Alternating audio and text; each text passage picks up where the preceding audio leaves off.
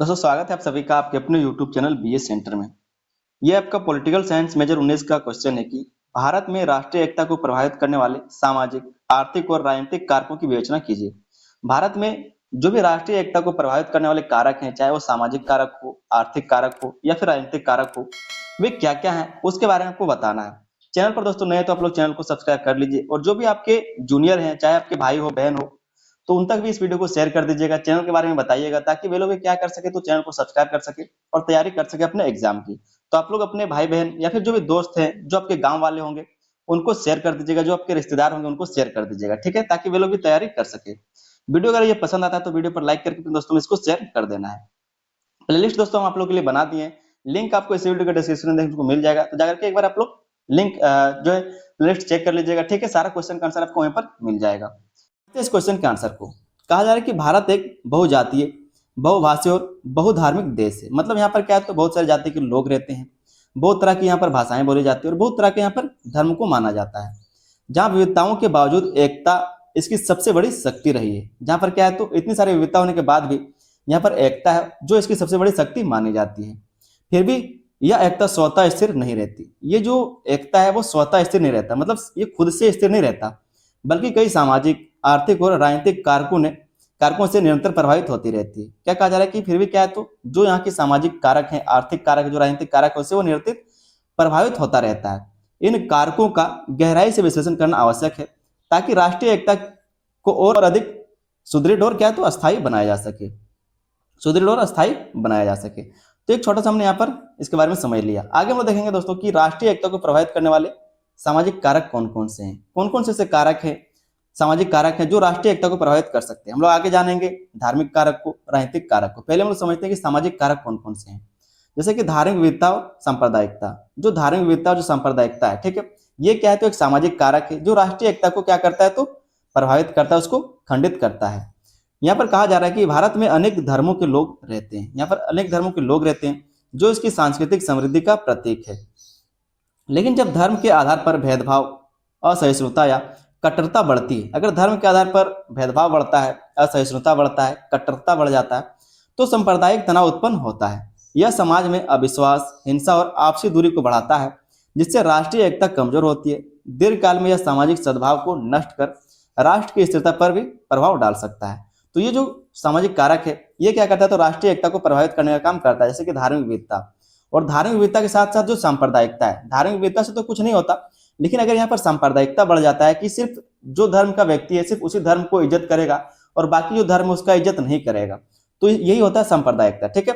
अगर सांप्रदायिकता नहीं रहे तो धर्म में अखंडता बना रहेगा, एकता बना रहेगा। पहला जो कारक था राष्ट्रीय एकता को प्रभावित करने वाला, वो था धार्मिक विविधता और सांप्रदायिकता, ठीक है। दूसरा जो सामाजिक कारक है वो है जातिवाद और सामाजिक असमानता। जो जातिवाद है और जो सामाजिक असमानता है वो भी एक कारक है राष्ट्रीय एकता को प्रभावित करने का। कहा जा रहा है कि जाति व्यवस्था भारतीय समाज का एक पुराना तत्व है। ये कई वर्षों से चला जा रहा है, मतलब कई कह सकते हैं कई दशकों या फिर कई शतकों से, कई सदियों से चला आ रहा है, जो आज भी कई क्षेत्रों में प्रभावी है। जाति के आधार पर भेदभाव सामाजिक दूरी, ऊंच नीच और असमानता को बढ़ाता है, क्योंकि जाति के आधार पर क्या है, तो किसी को छोटा जात का माना जाता है, किसी का नीचे जात का, किसी को ऊपर जात का, ठीक है। इससे क्या होता है, तो भेदभाव फैलता है और सामाजिक दूरी बनता है। यह लोगों के बीच सहयोग और विश्वास की भावना को कमजोर करता है। यदि यह प्रवृत्ति जारी रहती है तो यह राष्ट्रीय स्तर पर एकजुटता को गंभीर रूप से प्रभावित करती है। और अगर यही कहा जा रहा है कि यही अगर प्रवृत्ति जारी रहेगा, जाति वाला प्रवृत्ति जो जारी रहेगा, कोई छोटा कोई गरीब, मतलब कह सकते हैं कोई ऊंची जात का है, कोई मिडिल जात का है, कोई बहुत ही निचली जात का, अगर इस तरह से प्रवृत्ति चलता रहा, मान्यता चलता रहा, तो ये क्या है, तो राष्ट्रीय स्तर पर जो एकजुटता है उसको गंभीर रूप से प्रभावित कर सकता है। मान लीजिए अगर कोई काम ही लग जाएगा तो आप दूसरे जात के लोगों को नहीं रख सकेंगे वहां पर सामने। तो ये कहा जा रहा है कि जब लंबा समय हो जाएगा, यही अगर चलता रहा सिस्टम, तो राष्ट्रीय स्तर पर एकजुटता है उसको गंभीर रूप से प्रभावित कर सकता है। अगला यहाँ पर कारण देखेंगे हम लोग, सामाजिक कारक, वो है भाषाई विविधता और विवाद। भाषाई विविधता और विवाद, ये भी क्या है, तो एक सामाजिक कारक है राष्ट्रीय एकता को प्रभावित करने का। भारत में अनेक भाषाएं और बोलियां बोली जाती है जो इसकी सांस्कृतिक पहचान को समृद्ध बनाती है। जो इसकी सांस्कृतिक पहचान क्या है, तो समृद्ध बनाती है। समृद्ध का मतलब, या फिर जो सांस्कृतिक पहचान को समृद्ध बनाने का मतलब ये है कि कहीं पर सिर्फ एक ही भाषा बोला जाता है तो वहां पर कोई संस्कृति है नहीं है, लेकिन वहां पर बहुत सारी भाषाएं बोली जाती है, तो पूरी संस्कृति को दिखाता है कि यहाँ पर विभिन्न प्रकार की संस्कृतियां हैं। तो जो संस्कृति है, जो पहचान, उससे समृद्ध है हमारा देश। चाहे वो भाषा हो, जात हो, परंपरा हो, धर्म हो, ठीक है, इन सब समृद्ध है। भाषाई विविधता और विवाद भी क्या है तो एक सामाजिक कारक है राष्ट्रीय एकता को प्रभावित करने का। लेकिन जब किसी भाषा को श्रेष्ठ मानने या दूसरी भाषा को दबाने की प्रवृत्ति बढ़ती है तो विवाद उत्पन्न होते हैं। यही बात जो है, यही से प्रॉब्लम शुरू होता है। भाषा होना बहुत सही बात है, भाषाओं का विविधता होना बहुत सही बात है, धर्म का विविधता होना बहुत सही बात है। लेकिन जब कोई व्यक्ति सिर्फ अपने धर्म को श्रेष्ठ मानता है और दूसरे धर्म को नहीं मानना चाहता, उसको नीचा मानता है, या फिर कोई जात सिर्फ अपने जात को ऊंचा मानता है, बाकी सारे जातों को क्या मानता है, एकदम तुच्छ मानता है, तो यहीं से क्या होता है, विवाद उत्पन्न होने लगता है। यह लोगों के बीच दूरी और असहमति को पैदा करता है। ऐसे विवाद राष्ट्रीय स्तर पर समन्वय और एकता की भावना को कमजोर कर देते हैं। जो समन्वय है और जो एकता है, उनकी भावनाओं को ये कमजोर कर देता है। आगे हम लोग समझते हैं जो सामाजिक कारक है वो है क्षेत्रीयता और सांस्कृतिक भिन्नता। क्षेत्रीयता और सांस्कृतिक भिन्नता, जो पिछला हमारा क्वेश्चन था कि राष्ट्रीय एकता से आप क्या समझते हैं और इसके सामने आने वाली जो चुनौती है और जो इसका समाधान है, उस वाला जो क्वेश्चन हम करवाए थे उसमें भी इन चीजों को हम बता रखे थे। लेकिन यहाँ पर हम लोग आर्थिक चीजों को भी समझेंगे, धार्मिक चीजों को भी समझेंगे और राजनीतिक चीजों को भी समझेंगे, ठीक है। तो क्षेत्रीयता और सांस्कृतिक भिन्नता है, ये भी क्या है तो एक कारक है, सामाजिक कारक है।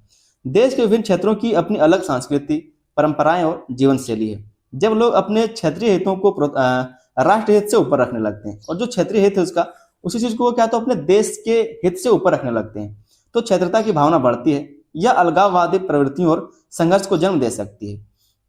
और ये जो प्रवृत्ति वो अलगाववादी को और संघर्ष को जन्म दे सकता है, क्योंकि अगर कोई भी क्षेत्र का रहने वाला लोग है, वहां पर भाषा अलग है, वहां पर धर्म अलग है, ठीक है, वहां की जो संस्कृति परंपरा वो अलग है, और वो कहेगा कि हम देश को नहीं मानते, मेरा देश अलग होना चाहिए, तो ये सही बात है कि ये क्या करेगा, ये संघर्ष को जन्म दे सकता है। वहां पर क्या है तो दंगे हो सकते हैं। इस तरह से क्या होता है, तो जो सामाजिक कारक है ये जो राष्ट्रीय एकता को प्रभावित करता है, दीर्घकाल में यह राष्ट्र की अखंडता और एकता दोनों के लिए खतरा बन सकती है। और लंबे समय के बाद क्या होगा, तो ये राष्ट्र के लिए और अखंडता दोनों के लिए खतरा बन सकता है। पांचवा यहाँ पर सामाजिक कारक हम लोग देखेंगे वो है शिक्षा और जागरूकता की कमी। शिक्षा और जागरूकता भी होना जरूरी है, अगर ये नहीं रहेगा तो भी राष्ट्रीय एकता को नुकसान हो सकता है। जब समाज में शिक्षा और जागरूकता का स्तर कम होता है तो लोग आसानी से अफवाहों और भ्रामक प्रचार का शिकार हो जाते हैं। जो भी अफवाह फैलाया जाता है, जैसे कि शिक्षा की कमी का सीधा सीधा अगर हम उदाहरण देना चाहेंगे तो आप इस तरह समझ सकते हैं कि आए दिन आप लोग देखते हैं कि व्हाट्सएप में कोई कोई आपको मैसेज सेंड करता है, ग्रुप में मैसेज आता है कि जियो ने 3 महीने का रिचार्ज फ्री कर दिया है, ये वाला जो पोस्ट है उसको शेयर कर दीजिए, ग्रुप में भेजिए, आपका 3 महीने का रिचार्ज मिल जाएगा फ्री में।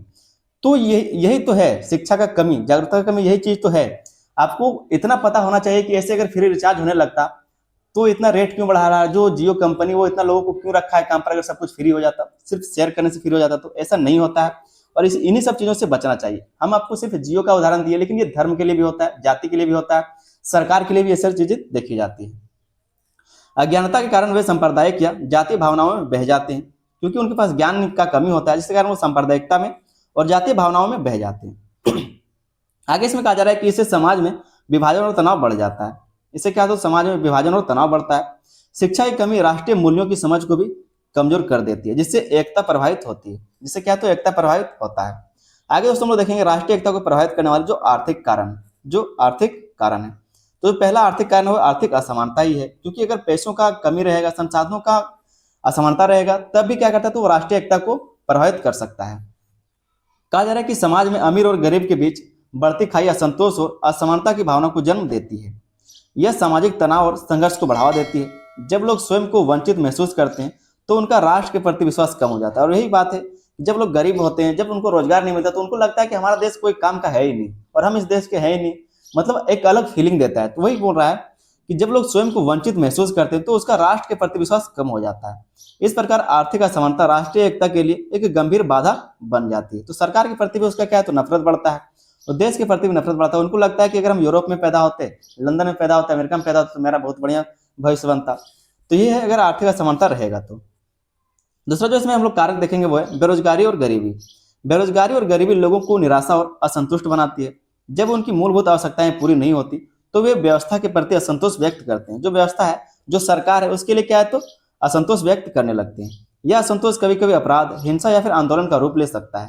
और अगर असंतोष ज्यादा बढ़ जाता है तो वो अपराध कर सकते हैं। क्या करता है तो हिंसा हो सकता है, आंदोलन छेड़ सकता है, सरकार को गिरा सकता है, ठीक है, क्षेत्रों को विघटन कर सकता है, क्षेत्रों को अलग कर सकता है, ये सारे काम हो सकते हैं। ऐसी स्थिति सामाजिक स्थिरता और राष्ट्रीय एकता दोनों को प्रभावित करती है। तो ये सब क्या है, सब आर्थिक कारक है जो राष्ट्रीय एकता को प्रभावित करने का काम करता है। तीसरा जो आर्थिक कारक है वो है क्षेत्रीय आर्थिक असंतुलन। देश के सभी क्षेत्रों का समान विकास नहीं हुआ है। जिससे कुछ क्षेत्र आगे और कुछ क्षेत्र जो है पीछे रह जाते हैं। यह असंतुलन क्षेत्रीय असंतोष और उपेक्षा की भावना को जन्म देता है। लोग अपने क्षेत्र के लिए विशेष अधिकार या अलग व्यवस्था की मांग करने लगते हैं। यह प्रवृत्ति राष्ट्रीय एकता को कमजोर कर सकती है। अब यहीं पर हम आपको झारखंड का यहाँ पर उदाहरण देते हैं। जैसे एक मान लीजिए रांची है, तो रांची तो क्योंकि राजधानी उसका विकसित होना जरूरी भी था, लेकिन जो धनबाद, देवघर और गिरिडीह है, वहां पर आप देखिए, इधर धनबाद है, यहाँ पर गिरिडीह और यहाँ पर देवघर है।